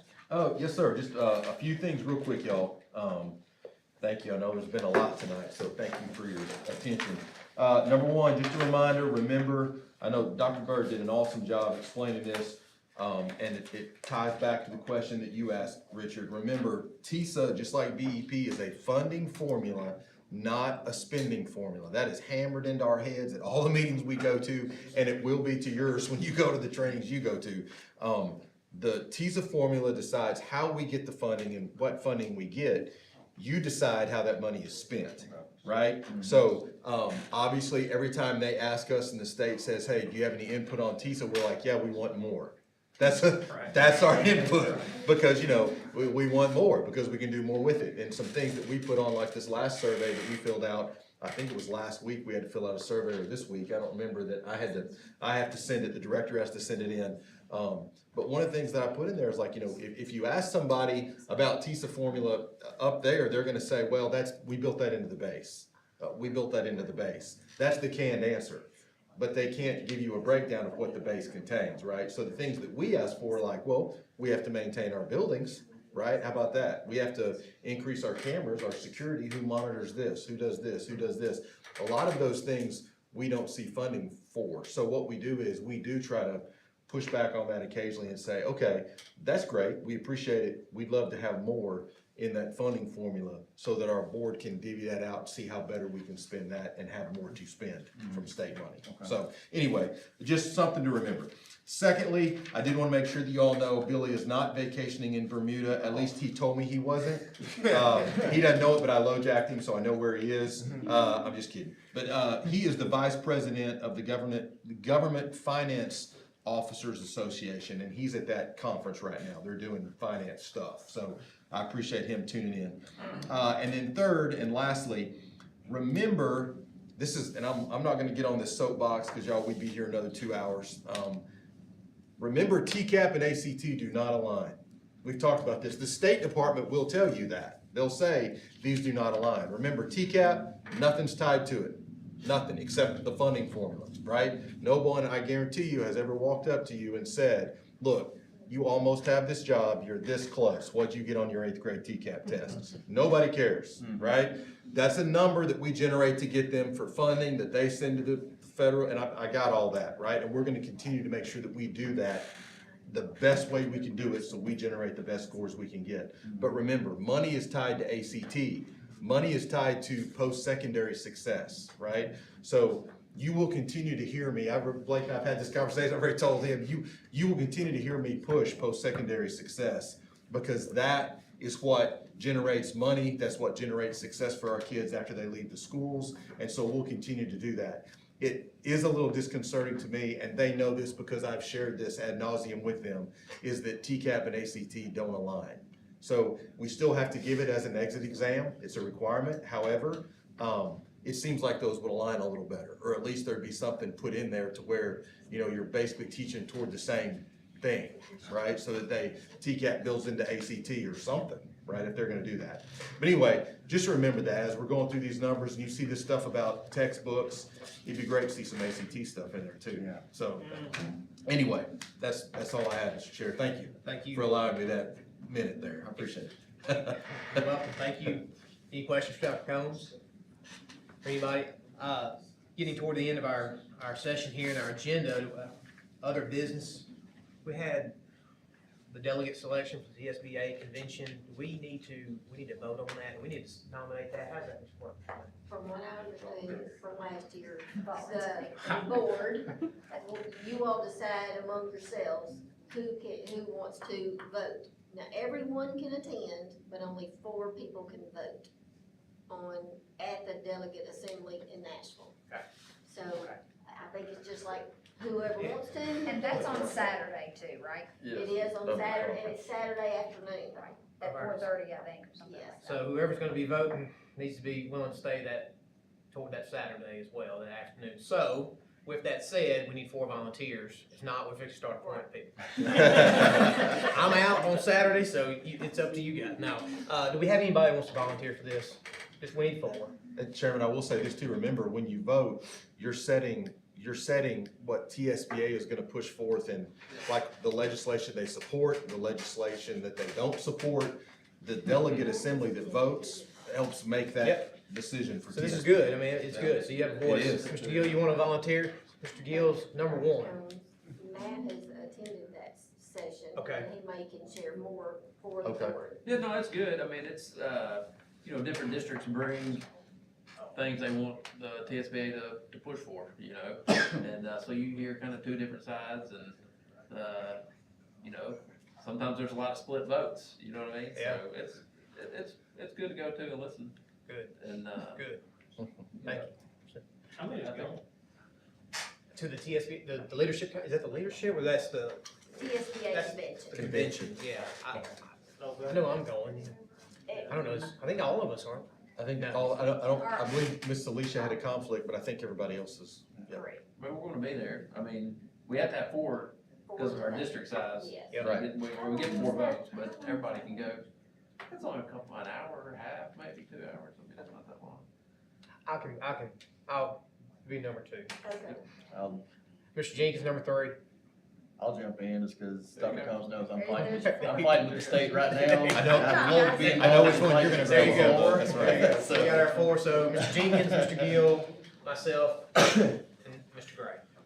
Do we need to vote on that, or is that just one? Okay, all right, good. 4 delegates are there. So do we have any other business tonight before I bring the work session? 2 somewhat quick things. Yes? Before I get to the business, everybody know I've been a headache to Dr. Combs and Dr. Bird. Even before I was sworn in over the medical form, they have kept me in the loop. I've been in contact with state legislators, email, now I'm being a headache for them because today they have come up with a new medical consent form that is 98.5% on point. It allows the parents to read through. I think a no parent's gonna be a no parent, but it still gives us a partial laundry list of what you're saying no to, and it flat out says, no consent, no treatment, which is what the law says. But I think cause I still haven't signed mine yet, with the yes, now when you read it, now you know what you're consenting to. You know what first aid, basic first aid is gonna entail, but they also included it to include, but not limited to, it leaves the buffer open for kids that need insulin. Cause I was like, well, hey, we need to include something in there, we're not gonna vaccinate these kids, which is against the law anyway. But, they got on point today, and I wanna commend them for the work. I know I've had them, it's been rough, and I've been a headache, but thank y'all for putting it together. It is something I will definitely sign, so I wanna give y'all just the greatest accolades in the world for getting it. It's actually with, Dr. Combs has sent it to Cindy Hogg, director of the Le Bonheur nurses for our contracts, to make sure the nurses are comfortable with signing it. As a parent, I'm good with it, and I hope the nurses will get a little comfort to ease their fears of what they can and can't do, and how much negativity they can get back from a parent if they wanna fight back. The new form is on point. Dr. Combs, Dr. Bird, I appreciate y'all working hard. I will leave y'all alone now. Now I'm gonna focus on the state, and if I gotta drive to Nashville, I'll do it, cause they've got me in a tizzy right now. Can I ask So you- is that going to be Yeah. resent at some point? Yes, so, once the nursing supervisor, once Miss Cindy looks at it and checks it out and, agrees with it, then, we'll put it out with, like, for any of those who want to use it. You know, some of them may just wanna keep what they did on the first form, but then we'll send it out as So an opportunity I just for wonder everyone. if it's gonna be confusing. A lot of parents probably will be like, we already signed this. Well, the form number 1 talks about that. Yep. But then we will also put something out with it that says, you know, if you already signed, if you're comfortable with the one you signed, go ahead. But because the law does have quite a few holes in it. We're giving another option. If you would like to try, we'll put all that out there to help try to make it as easy to understand as possible. You have to field some calls from it. Right, absolutely, absolutely. Thank you. It's a good question. The only other thing I have is I was contacted by Andrew Harris. He's with Dynamics Physical Therapy. He is the athletic trainer for our football team at Covington. Awesome guy. Couldn't be here tonight. He is requesting that we undertake looking at potential additions to AEDs. I've spoken with Dr. Fee. Mumford has 6, Brighton has 3, Covington has 2. I get the size, the population of each school, but Brighton nor Covington trainers are assigned an AED. He produced this really great letter. I'm gonna read through it really quickly. It's his words with kind of what's going on. It says, Dear Tipton County School Board, my name is Andrew Harris. I'm a board certified and licensed athletic trainer with Dynamics Physical Therapy. I am the athletic trainer at Covington High School. I'm currently going through my 3 years at Covington. I have thoroughly enjoyed working for coaches and athletes at CHS. I've also enjoyed watching the growth and excellence of Tipton County schools. Many people do not know what an athletic trainer is or what they do. A broad definition of athletic training is someone who diagnoses, treats, and prevents injuries. If you watch sports, we are the ones that run onto the field when someone is hurt. Athletic training goes beyond that definition. We are trained in things like rehabilitation of injuries, sports nutrition, injury awareness, therapeutic modalities, and most importantly, emergency care. Emergency care is without a doubt the most important part of the job. That is why I am typing this letter to you all. I want to make Tipton County schools and athletes even safer than they already are. How can we do this? We can expand the number of AEDs in each school to get each school's athletic trainer one to carry at all times. The question may be, what is an AED? An AED is an automated external defibrillator. This device is what is used to help revive individuals suffering from cardiac arrest. It is without a doubt the most important piece of equipment we carry. When I started at Covington in July of 2022, I asked where the AEDs were. I learned that there's 2 in the entire campus of Covington High. I was kind of distraught that the entire campus only had 2. The athletic fields were included in not having one. That means there was not enough for me to carry one at all times. We made do for my first year by walking a pretty thin line. I did not have one to carry at away football games. The away team did not always have one, and that put me in a really tough spot if an athlete went down with cardiac episode. I was fresh out of college and green behind the ears. I did not want to come to Covington and start asking for things that cost money. I wanted to build my sturdy relationships and so that I was there and really cared for the kids before asking for something. On July 2nd, 2023, an NFL player for the Buffalo Bills named Damar Hamlin suffered a hit that triggered something called comatose cordis. I'm not a trainer.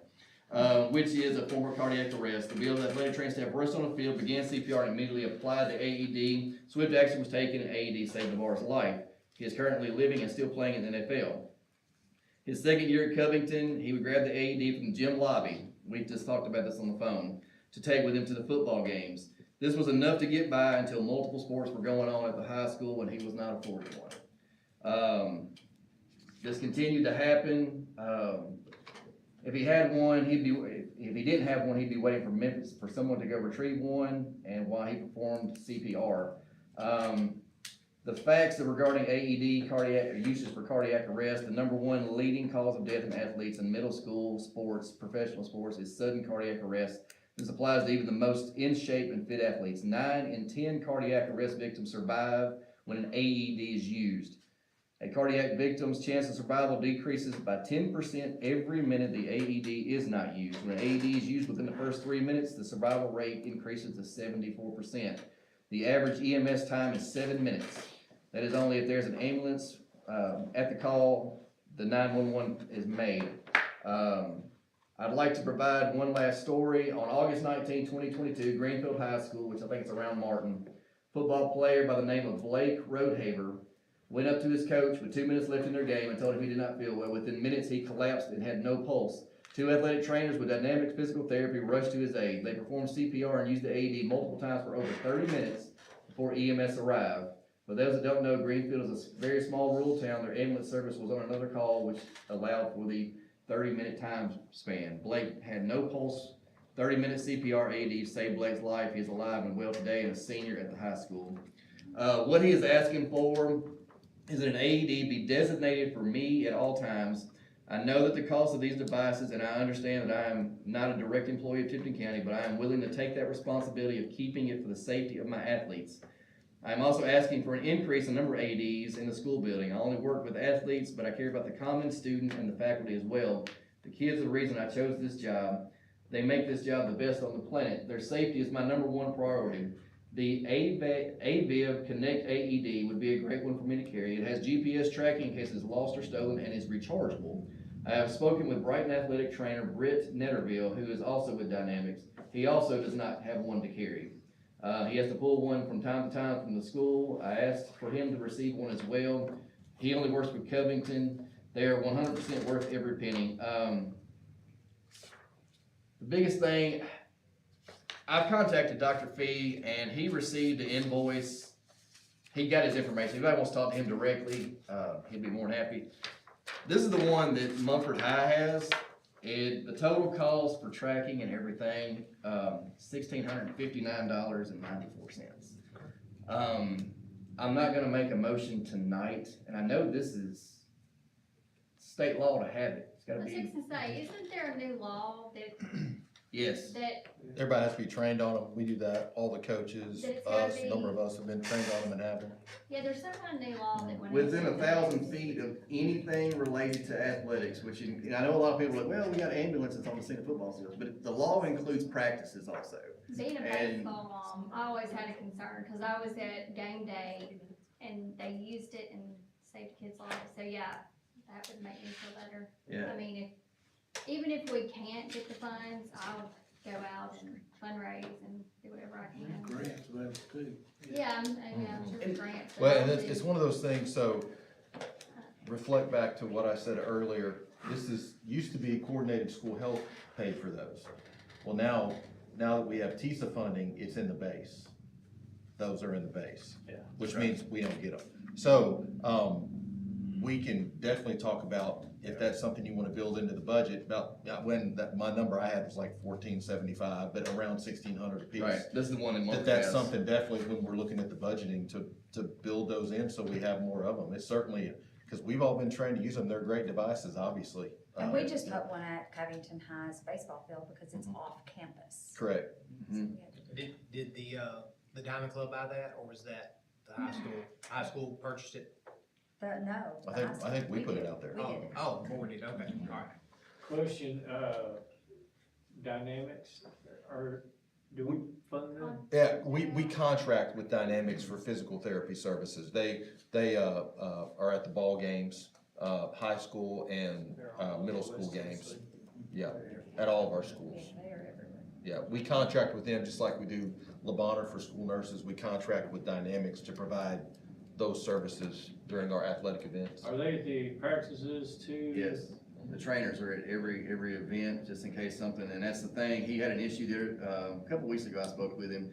He normally uses the one in the gym lobby, they allow, but he had a soccer game on the football field, there's a volleyball game in the gymnasium, so he was not afforded one, so he was at a soccer game Right. with nothing, and if you have somebody go down the 50-yard line for one, I think that's gonna be more than 1,000 feet from the 50-yard line, center of the field to the gym, so I mean, we gotta figure out, and one per trainer, I mean, you got football season, when that ends, you got basketball season, it can be passed along to that trainer, and then you got baseball.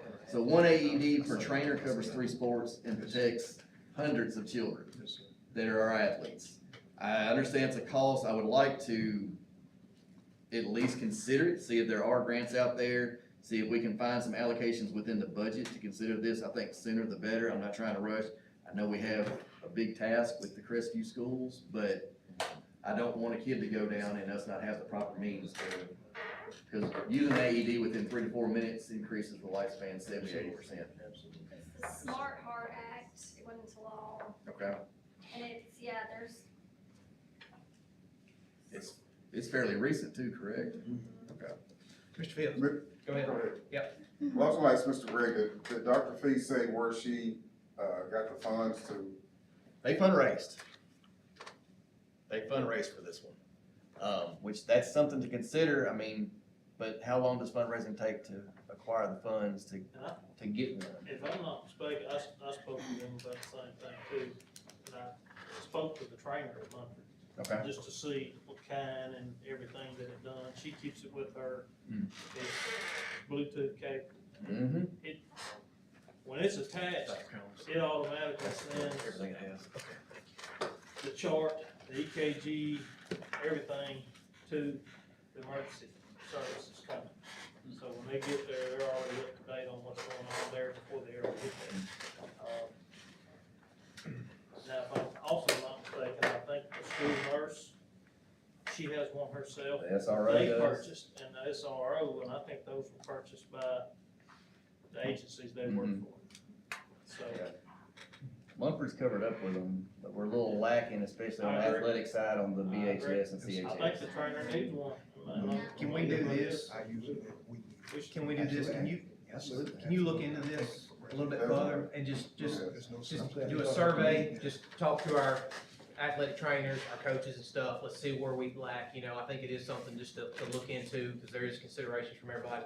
And then just maybe bring it back, we can bring it back to our next, meeting as well, can we do that? And then at that point, maybe figure out how many we need from, you know, from the board or something, and how do we fund that? And maybe can we find, you know, additional funds within our current budget, you know, or maybe prioritize what school needs it the most, and then let's look at that maybe for our next meeting, is that okay? Consider done. Thank you, I appreciate it, is that okay? That's perfectly fine, yeah. And there's a, you know, it's an ongoing service contract with those, so it's not a one-time. Yeah, they'll be maintenance All of once a everything year. expires. Yeah. within a- Yeah. Thank you, appreciate Yes, it, sir. thank you for that, appreciate it. Ken, we'll get that letter to. Oh, absolutely. All right, real quick, for your last consideration, does anybody have anything else before I move to work sessions? Anything? So you had before you, kind of our, board work sessions. We talked about this at our last work session, our budget, work session. We discussed this. And, you know, we had talked about, well, do we do committees or do we do work sessions? I think it's, you know, it's, I think we've landed on, hey, let's do work sessions. So we have to have a minimum of 5. Is that correct, Ms. Renee, for the work sessions? Yes, Minimum of yes, 5. we open vote on it. Or minimum, yeah. Yeah, Yeah. it's at 5, yeah. And so, want to put before you tonight, Dr. Combs and I worked on this, and just, we wanted to look at something monthly before our meetings every, you know, second Thursday. We want to kind of put this together and look at it, and as far as this gives us a chance to be able to, as a board, to get together, talk about additional things that we, beyond what we can meet in here, and then also this should allow us to be able to look at the budget and the finances in a little bit more in depth as well, so that when we come to the board meeting, we have kind of an understanding of what might be coming down the pike and stuff. So we can make this meeting a little bit more streamlined as well, but it gives us a little bit more opportunity to discuss the budget and additional things as well. So I want you to look at that and take a you know, a few minutes, glance over it, see what you think. If you have any considerations, we're looking at this would be, what our target is the last Tuesday, is this correct? Last Tuesday of every month, other than Except for the very the first. first one, because. It's just Halloween night.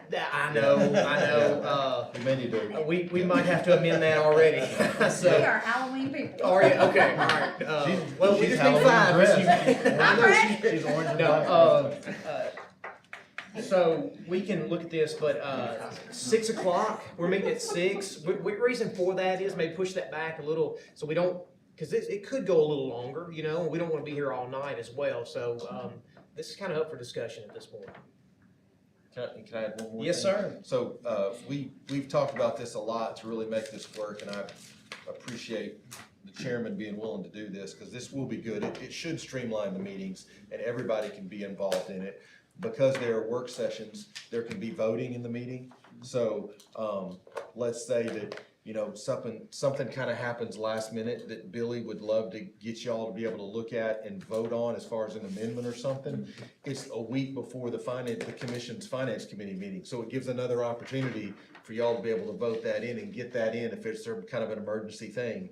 You don't have to wait a full month to get it in, and so, you know, I appreciate that, Chairman, too, because I think that would be, I know Billy really appreciates that should help a little bit too, so. Yeah, and we just listed out a couple of things, you know, in November or October, it'll continue the budget. We can, if we need get Mr. Bennett back in here just to discuss some things. If we want to see that we need, that's a need. But then in November, we're going to have the principals, they're going to come in and present their improvement plans, safety, security. In January, February, we're going to tighten down the budget. You know, we're going to start working on that, hopefully as a group together, so we can help Mr. Billy and get that together. So we're working together each month, working together to get approved budget to the county commission, and then hopefully review capital projects. But this is a kind of a working document. I don't think we're set in stone on this. This is just kind of an outline here. So as things change, you know, we can continue to tweak this as long as we give Ms. Renee enough time, because she has to post this for in the paper. 7 days? 7 days. 7 days, and we will record these as well. And so, if you have your constituents, as we work through this, you can let them know that they can go back from transparency standpoint. We might have to, I don't know what we have to do on the safety and security thing. There might be some things there that we have to be, we'll work with Dr. Combs and the sheriff and stuff on some of those things, how we have to, may not want to publicize that. But nevertheless, any other questions on this? I'm good. Well, I'd like to bring this then as a form of a motion that we include these work sessions. Mr. Jenkins got the motion, second by Mr. Lavelle. Any discussions? All in favor say aye. Aye. Any opposed? All right, thank you. Motion passed. Do we have anything else? We have a motion to adjourn. Mr. Dwayne, get a motion to adjourn? Yeah, exactly. Mr. Eubanks is second. All in favor say aye. Aye. Any opposed? Any adjourned. Thank you.